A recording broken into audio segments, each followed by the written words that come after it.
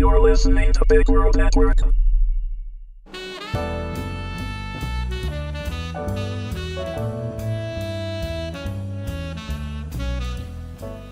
Taking a Chance on Love, Episode 1, Food Flirt, written by Jacqueline Harmon Butler, read by Amanda Mavison.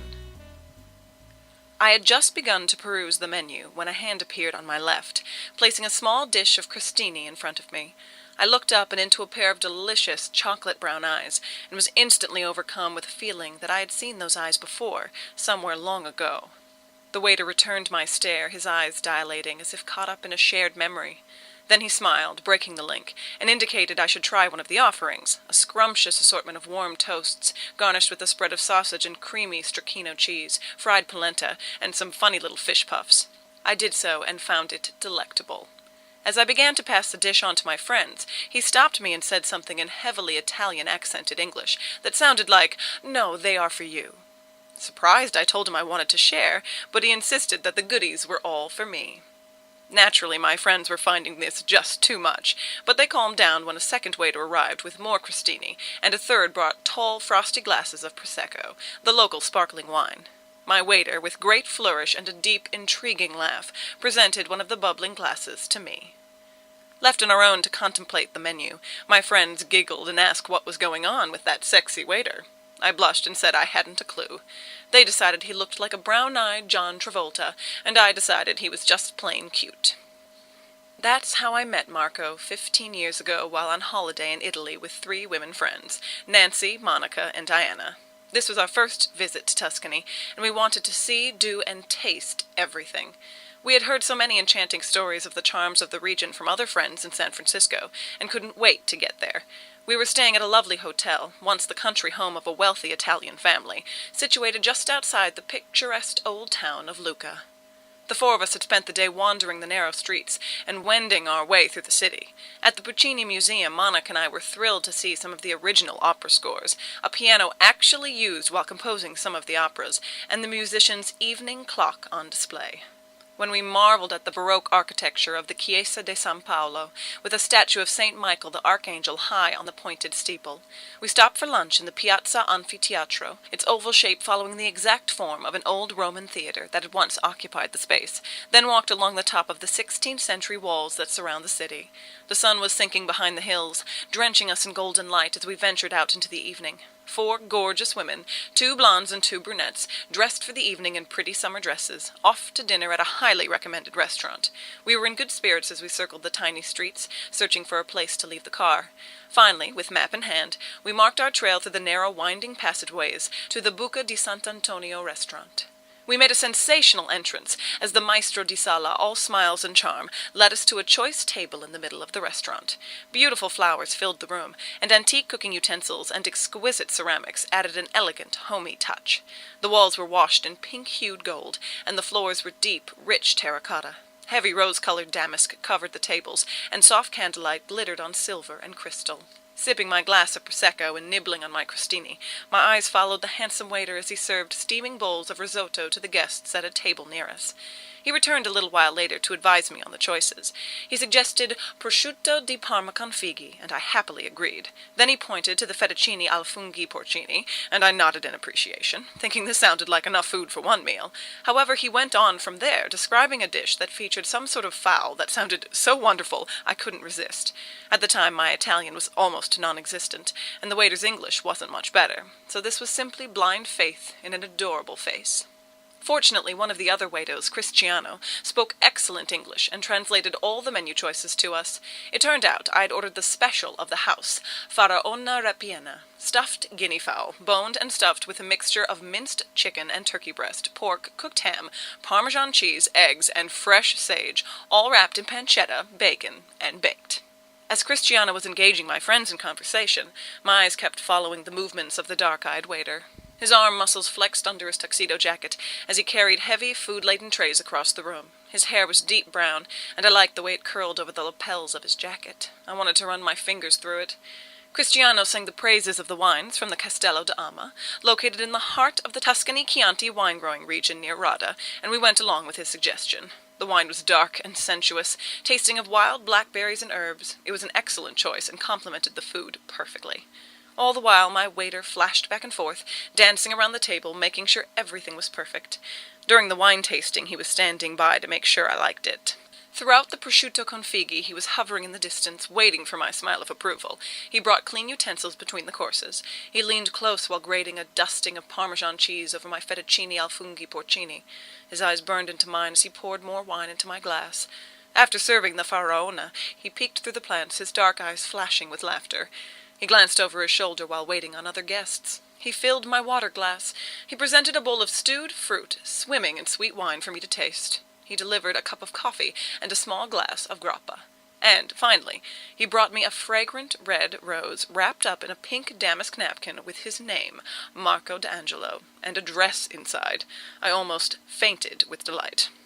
All the way back to the hotel my friends could not stop talking about my handsome waiter and his outrageous behavior. Monica just couldn't get over the rose. She thought it was the most romantic thing and wished he had given one to her, too.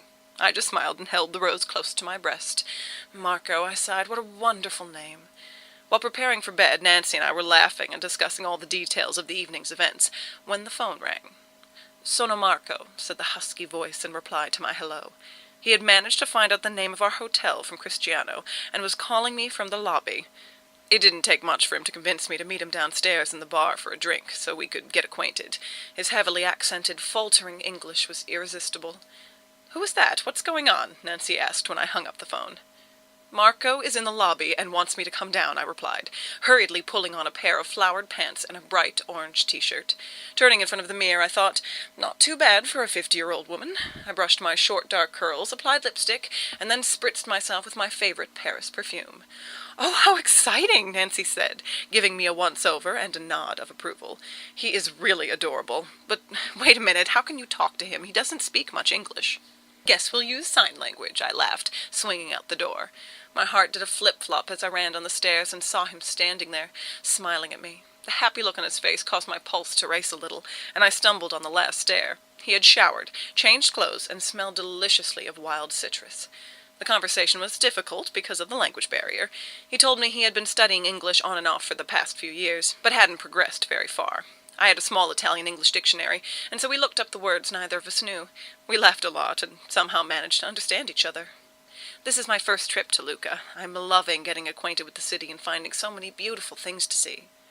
There are so many interesting places to see. I will show you some of my favorites. My day off is tomorrow, so we could spend the day together. Will you spend the day with me? I would love to, but my friends and I are leaving for Siena tomorrow morning. You could stay here and meet your friends later. Much as I would love to stay in Lucca, I don't want to upset our plans. We are flying home after Siena, and I don't want to miss seeing that city. I was tempted to say yes to his invitation, but didn't want to leave the security of my traveling companions. After all, I really didn't know this man. But still, it was tempting. We touched briefly on our age difference of over 20 years. I wanted to make sure he understood that he was nearly the same age as my children, but it didn't seem to matter to either of us. He told me about his life, his children, Sergio, age 5, and Georgia, 3, his total devastation when his wife left him a year ago for another man, and their recent divorce. My wife, Maria, and I owned a small cafe just outside the city walls, but after our breakup I left the cafe to her and looked for other employment. I am a trained chef, but there weren't any jobs for me. Then I was offered a job as a waiter at the Buca di Sant'Antonio. The Buca is one of the most important restaurants in the city, so I took the job. I felt like it was a step backward, but the money was good, and I could stay in Lucca. Being near my children is very important to me. I loved the way his eyes sparkled and tenderness crept into his voice when he talked about his children. We moved from the bar to the more private sitting room, and I found myself trembling a little as he sat down next to me on the oversized sofa, our thighs just touching. Sergio is very athletic and wants to play soccer. I think he is still too young, but, well, you know how boys are. Does your boy play soccer? And your daughter? Does she play sports? No, Tim loves most sports, but prefers surfing or riding his bike. He never learned how to play soccer. My Laura is quite an artist and enjoys arts and crafts much more than sports. I have a wonderful relationship with both of my children. We're very close. Now, tell me about Georgia. Ah, she is la mia bambolina, little doll, so sweet and adorable. You and I are so lucky to have one boy and one girl each. Tell me, Jacqueline, what happened to your marriage? I told him that my marriage had also ended, sadly, a few years back, when I found out my husband was having an affair with another woman. about how I had been broken-hearted for some time, and that my children pretty much took over running the house, themselves and me, but eventually I began to get on with my life. I told him about the difficulty I experienced recreating myself from full-time wife and mother to career woman. But now I have a job I really love. I'm a sales representative for Technomonique watches. Oh yes, I know those watches. They are very popular here in Italy. As we continued with the small talk, he took my hand in his. I felt the warmth of his hand flowing through my body, and as he leaned closer, the smell of wild citrus was intoxicating. Then we exchanged a few tentative kisses, and I found myself tingling from head to toe with desire. When the kisses became more passionate, he said something about a place where we could be alone, for we were interrupted by the arrival of 2 German couples who were laughing and talking loudly. Looking at me intently, Marco said, "My friend at the front desk has given me a key to a room. Will you come there with me?" I was apprehensive and unsure of myself, but the electricity between us was strong enough for me to follow him to a place where spoken language was no longer important. He led me up the stairs and down a dimly lit hall. Pausing in front of a beautifully carved wooden door, he kissed me, then unlocked the door. Nervously, I followed him into the room.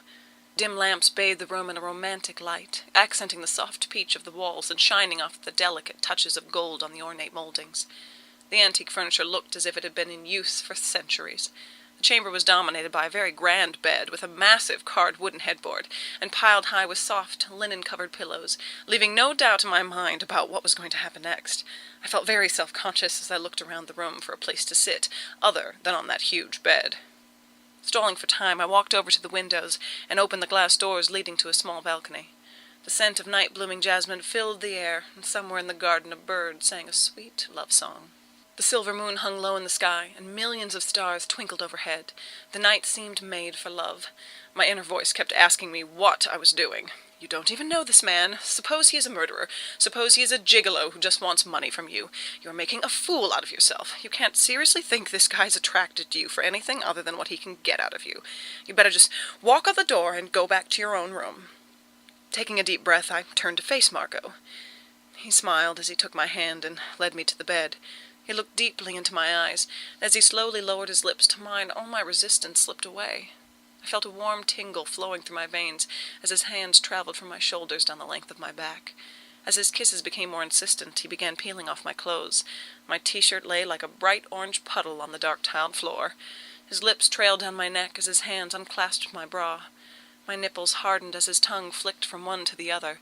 My fingers fumbled on the buttons of his shirt, which, once opened, revealed skin that was smooth and firm over his muscular frame, with just a sprinkling of hair on his chest. My shyness melted away as we delighted in uncovering each other's bodies. I felt alive, sensuous, and incredibly beautiful as he ran his hands over my body and softly whispered my name. All my doubts seemed to melt away as I surrendered to his arms. I hadn't been with a man for quite some time and couldn't seem to get enough of him. Our love-making transcended everything. My desire ignited his passion as again and again we soared in ecstasy. When at last we parted at daybreak, we promised to write to each other, but I didn't think we would. After all, there were the barriers of language, distance, and age to consider. Any one of those problems could be a fatal flaw to a relationship, but I didn't want to think of anything except the way his lips felt on my body. I didn't want a hint of reality to douse the flame that was burning in my heart. I felt wondrously alive after what seemed like a lifetime of sleepwalking. Afterward, I quietly tiptoed back into my room, hoping I wouldn't awaken Nancy. I was barely in my bed when I saw her turn over, blue eyes wide open and looking at me intently. "Well?" Nancy asked, plumping up her pillow. "What happened?" It wasn't long before she wheedled all the details out of me. "Oh, Nancy, I can't remember when I've been so turned on and excited. His touch seemed like fire on my skin. Talk about fireworks. I'm surprised the hotel didn't burn down. I don't think I've ever felt like this before." Nancy laughed and reminded me of several old boyfriends, but I insisted their lovemaking was definitely not in the same class as Marco's. I just wish he didn't live so far from San Francisco. He said he would write to me, but I don't know. I'm afraid our affair began and ended in just one night. And yet I feel like I've known him all my life. We really communicated, not just sexually, but from our souls. The difference in our ages meant nothing, and we really understood each other. I can't believe this was our first meeting. Really, Nancy, it seemed like we were just picking up where we'd left off. I've never experienced that before. Do you think it's possible we knew each other in a past life or something? Nancy didn't have an answer for that. She looked thoughtfully at me with a worried look on her face. In all the 20 years of our friendship, she had never seen me quite this worked up about anyone or anything. Nancy had been there when my marriage fell apart. It was Nancy who kept giving me pep talks, helped me put a resume together, and pushed me to go on job interviews for positions I was barely qualified for. She had shared in my delight when I found a great job as the West Coast representative with Technomonique, the wildly popular French watch company, and when I won the Salesman of the Year award. She was there when my children, first Laura, then Tim, had moved out on their own. Yes, she had seen me through thick and thin, thought she knew me better than anyone, and felt certain that I was in for a big disappointment. This was surely just a hot one-night stand, a vacation fling. Nancy didn't really buy into the past lives idea. She had always thought I was a bit off the wall with some of my strange ideas and study of the occult, even though she had to admit that I had been very insightful and almost scary with some of my tarot readings. She couldn't quite get into the past lives reincarnation concept. Nancy, always the pragmatist, agreed with me that it was a beautiful romance, but that it probably wasn't going to go anywhere. She'll never be the same. She'll never be the same, you know, but then she knew she wouldn't be the same. She tinted her hair violet, violet, I tell you, has she gone mad? Over the edge, round the bend? Did the Toscana sun damage her brain? She talks of sunshine and sunflowers, and certain Italian words have crept unnoticed into her vocabulary. Unnoted, or maybe noticed. She has a funny smile as if holding back a laugh, and her eyes sparkle with hidden secrets. She moves different, too, to music only she hears. She's changed, different. She's not the same, you know, but then she knew she wouldn't be the same. Visit BigWorldNetwork.com for more e-series samples, or sign up for a $3 a month subscription for full access to all written and audio e-series content, accessible from the website, mobile, or e-reader devices. Thanks for listening.